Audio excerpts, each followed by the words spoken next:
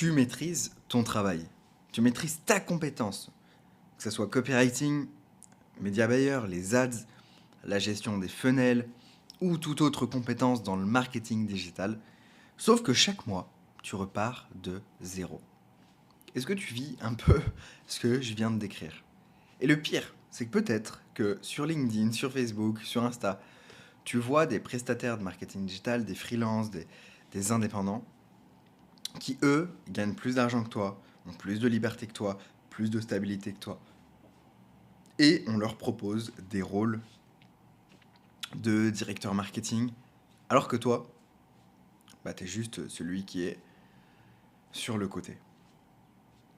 Dans cette vidéo, je vais te montrer les 5 erreurs qui t'empêchent de sortir de ce cycle de l'instabilité. Donc si aujourd'hui, tu vis un peu ce que je viens de t'exprimer, eh bien, entrons dans les 5 erreurs.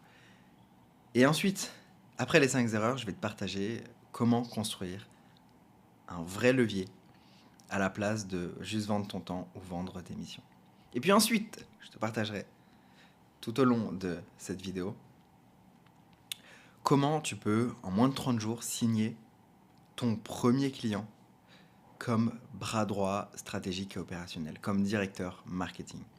Premier client qui va te payer au minimum 2000 euros tous les mois, avec stabilité. Et ça, c'est super important, parce que une mission à 2000 euros, ok, on s'en fout.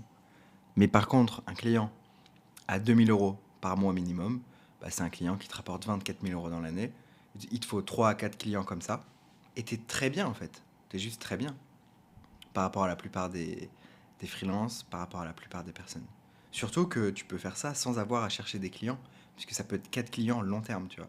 Donc une fois que tu les as, tu les as. T'as plus jamais à chercher des clients de ta vie. En tout cas, tant que tu fais du bon boulot.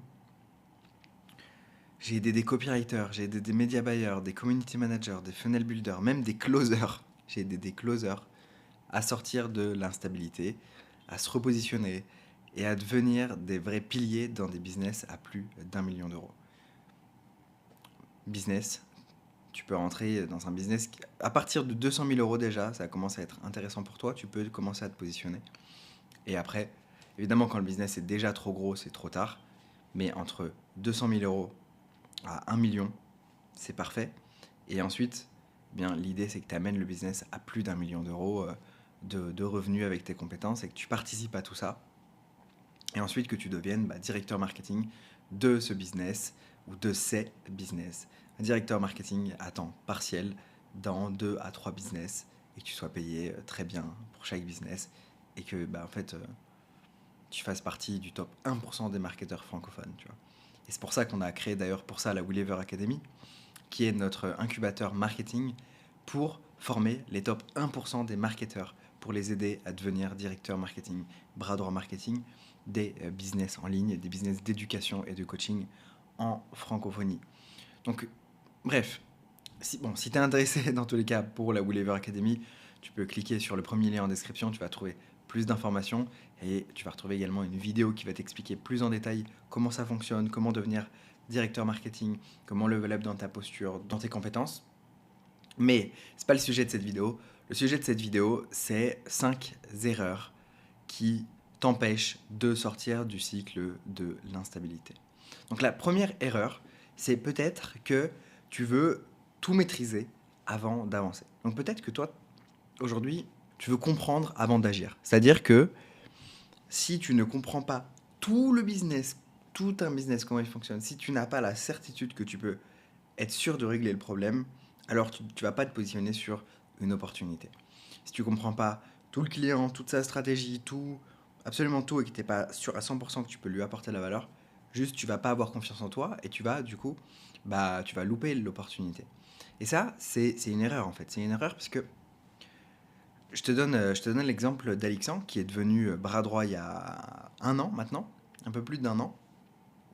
Et en fait, quand du coup j'ai fait appel à Alexandre pour une mission, je lui ai dit écoute, j'ai besoin d'aide pour m'épauler pour un client euh, dans business dans lequel j'étais directeur marketing et j'ai besoin d'aide.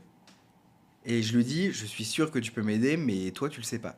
Et il me dit mais Xerius, j'ai jamais aidé des business de ma vie en fait, je peux pas t'aider.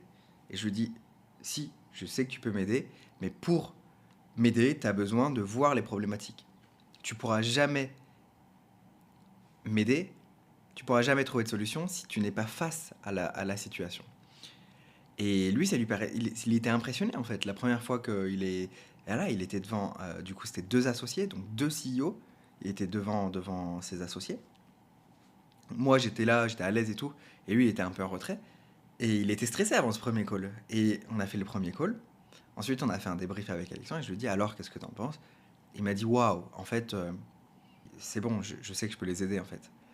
Mais jamais j'aurais imaginé pouvoir les aider avant d'être devant le fait accompli, avant d'être devant elles qui me partagent leurs problématiques.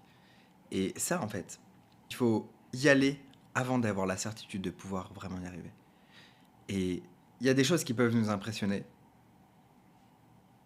Mais moi, aujourd'hui, je suis certain d'une chose, c'est que face à une situation, je suis capable de trouver des solutions. Même si je ne suis pas expert. Je suis capable de réfléchir et de proposer des choses. Et évidemment, c'est mieux quand tu es expert. Alexandre, lui, il avait déjà eu des business. C'est la raison pour laquelle je savais que face à les situations, il allait pouvoir m'aider. Mais dans tous les cas, si aujourd'hui, par exemple, si tu ne te sens pas assez expert, bah, on a la Willever Academy, forme-toi. Et une fois que tu es suffisamment bon dans tout le pan marketing digital pour aspirer à être directeur marketing ou bras droit marketing d'un business, en fait, la seule chose qui va te bloquer à ce stade, ça va plus être la compétence, ça va être est-ce que tu es à l'aise, est-ce que tu es OK à l'idée d'y aller, même si tu n'as pas encore cette certitude, tant que tu n'es pas devant le fait accompli, tant que tu n'es pas devant le client.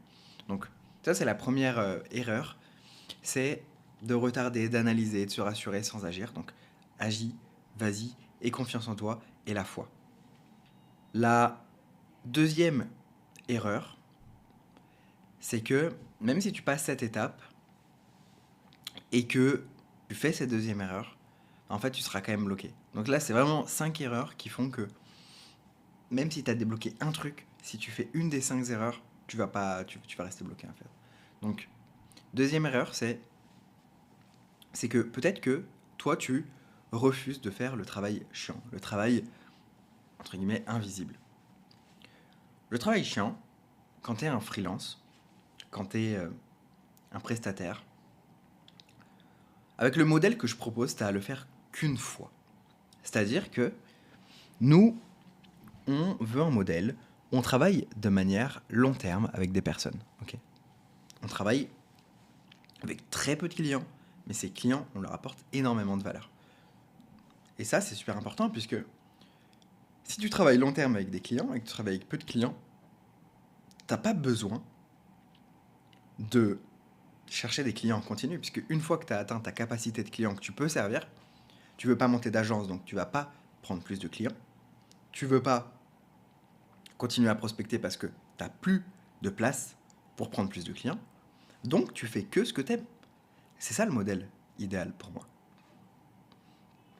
Donc, en fait, le boulot invisible, le boulot chiant au début, c'est chercher ses premiers partenariats. Et c'est tout. Et si tu refuses de faire ça, et que tu passes ton temps à sauter de méthode magique en méthode magique pour trouver des clients, si tu passes ton temps à éviter les actions qui sont simples, bah, et tu vas pas avoir ces premiers clients. Donc tu vas pas prendre en expérience, donc tu vas pas augmenter ta valeur sur le marché, donc tu vas pas gagner plus, donc tu vas pas avoir plus de stabilité, parce qu'en fait tu n'as juste pas démarré, tu n'as pas fait le travail de base. Le travail de base, par exemple, bah, c'est une méthode que j'adore. Pour moi, c'est ma méthode préférée. Si je recommençais de zéro aujourd'hui, je ferais exactement cette méthode. Je ferais une liste de 100 personnes avec qui j'ai envie de travailler, okay, qui m'inspirent, des entrepreneurs que j'ai envie de servir, qui ont pour moi une belle mission, un bel impact sur leur marché. Okay, ça peut être dans n'importe quelle niche. Moi, par exemple, des niches que j'aimerais servir, il y a le business, le marketing, puisque moi, c'est quelque chose qui m'a manqué, donc ça, et puis je kiffe. Mais il y a... Aujourd'hui, il y a quoi comme niche qui me plairait? En vrai, moi, ça serait le marketing, tu vois. Ça serait le marketing, donc aider les gens qui aident les gens dans le marketing. Pourquoi? Parce que je kiffe vraiment le marketing, tu vois. Mais peut-être que toi, tu as d'autres passions. Oui, non, il y a un business que je pourrais faire, c'est business sur les hobbies, je pense. Les hobbies, avoir des hobbies à côté. Donc, par exemple, ça pourrait être le surf, peut-être aider des business dans le crossfit, dans le sport, mais pas sur de la perte de poids, ça m'intéresserait pas. Mais bref, donc trouve des thématiques qui t'animent, qui t'inspirent, que t'aimes, tu vois. Ça peut être comme moi le marketing, mais si c'est le marketing, est-ce que ça va être plutôt les e-commerçants, les formations en ligne, le coaching? Quel type de business tu veux servir, tu vois? Moi, je me suis spécialisé dans le business coaching, le marketing dans le business coaching. C'est juste ce dans quoi je me suis spécialisé. Et c'est pour ça qu'il y a 5 ans, quand j'ai fait du coup cette série, cette liste, au fur et à mesure, ma liste s'est réduite vers les marketeurs. Donc je me suis niché de plus en plus. Au début, ma toute première interview, c'était une femme qui faisait de la danse et du pom-pom girl. C'est une coach thérapeute, même si elle avait pas les diplômes, mais c'était une femme qui avait sa salle de danse sur Paris. Elle avait sa salle de danse sur Paris, et c'était une de mes premières interviews. J'ai interviewé aussi une hypnothérapeute. Après, j'ai interviewé une marketeuse. Et puis ensuite, j'ai interviewé au fur et à mesure que des marketeurs, parce que c'est ce que je kiffais. Du coup, une fois que tu as ta liste, tu fais quoi? Une fois que tu as ta liste, tu vas contacter ces personnes. Donc, tu vas prendre des personnes pas trop connues au début, tu vois. Tu vas pas prendre un business qui fait déjà 3 millions par an, où la personne est déjà connue et où elle va pas te calculer. Et dans tous les cas, toi, t'as pas d'audience, t'as rien à lui apporter avec les interviews. Tu vas prendre des gens qui sont accessibles, qui seraient intéressés à parler d'elles-mêmes, etc.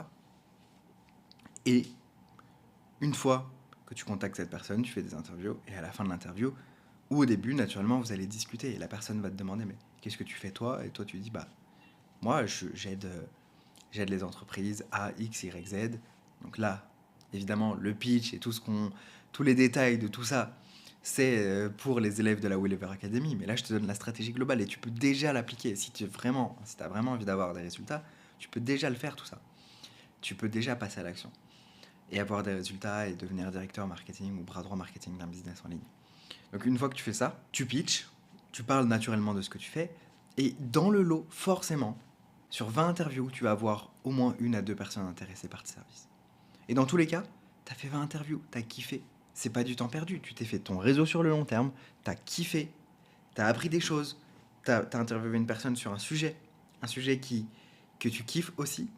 Donc au final, c'est le meilleur de tous les mondes. Pour moi, c'est beaucoup mieux que de prospecter, etc. Mais bon. Du coup, si tu veux en détail cette stratégie avec les frameworks, etc., tu cliques sur le bouton dans la description et tu candidates pour la Wellever Academy.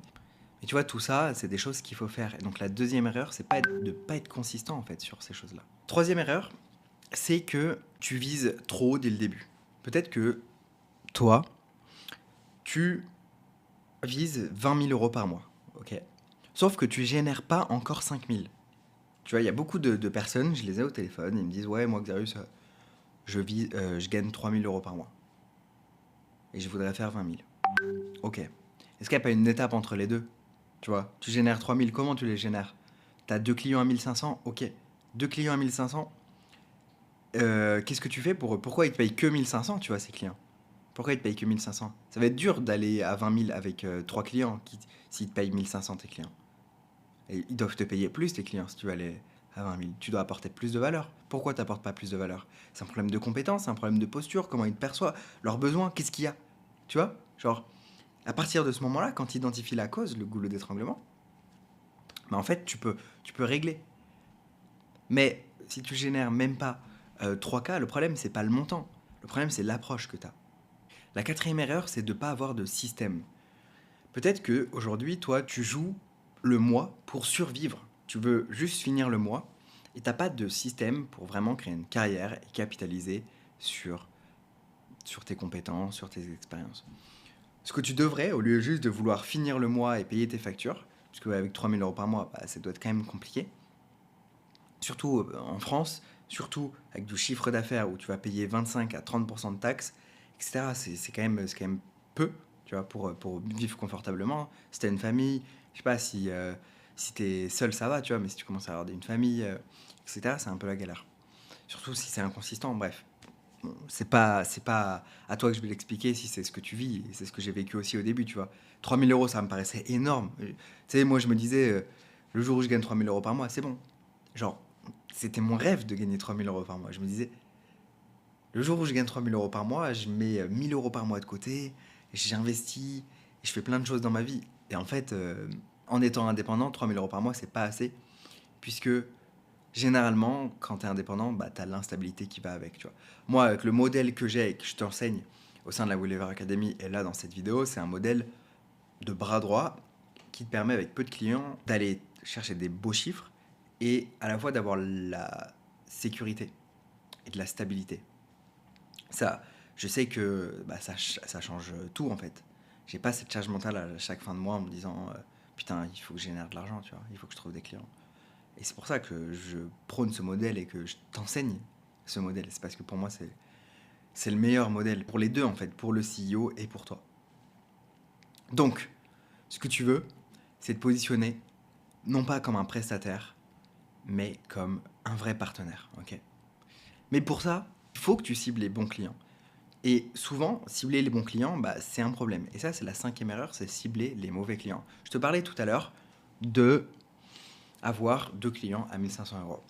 Ces 2 clients, ok, ils te rapportent 1 500.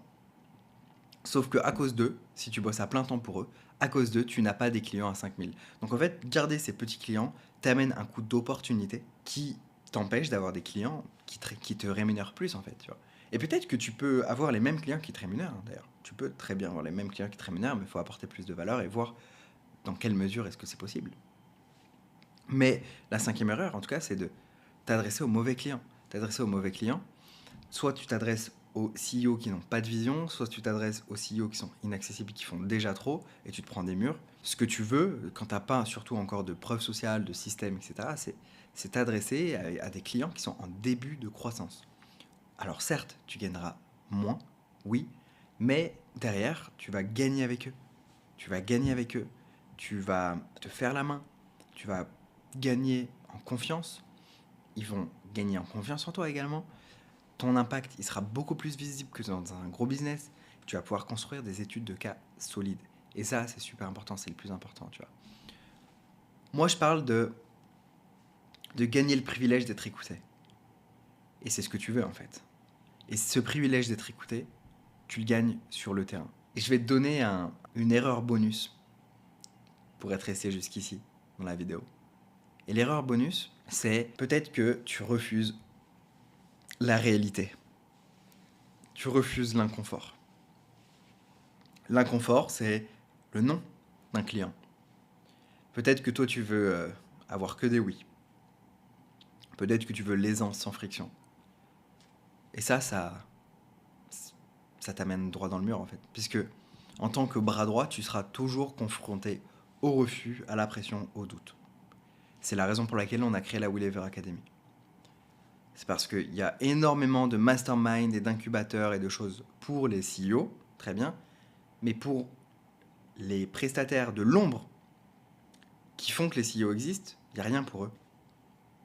Donc évidemment, tous les prestataires se sentent seuls, et ben on a créé la solution. Et la solution, eh bien, c'est notre incubateur Willever Academy où on réunit toutes ces personnes, on se fait des masterminds, on se fait des sessions de formation, on se fait des brainstorms et on n'est plus seul en fait dans nos décisions. On se partage les meilleurs tips qui restent en interne évidemment. Ça c'est le mieux. Certains clients ne seront pas d'accord avec toi, certaines collaborations vont se stopper, tu vas perdre des clients, tu vas en gagner d'autres, tu vas avoir des doutes sur ton chemin. Et pour ça, c'est toujours mieux d'être entouré d'une équipe de pairs, de personnes qui sont comme toi, qui font le même métier que toi. Si aujourd'hui tu sais que tu fais partie de ces marketeurs qui savent qu'ils valent plus, mais que tu n'as pas encore le bon système, ne te contente pas d'une vidéo. Tu as plein de vidéos sur la chaîne, ok. Donc je te conseille d'aller regarder les autres vidéos. Et puis tu as également la Willever Academy où on va vraiment t'apprendre à ne plus facturer à la mission, à ne plus facturer à l'heure, mais à devenir un véritable stratège et opérationnel recherché.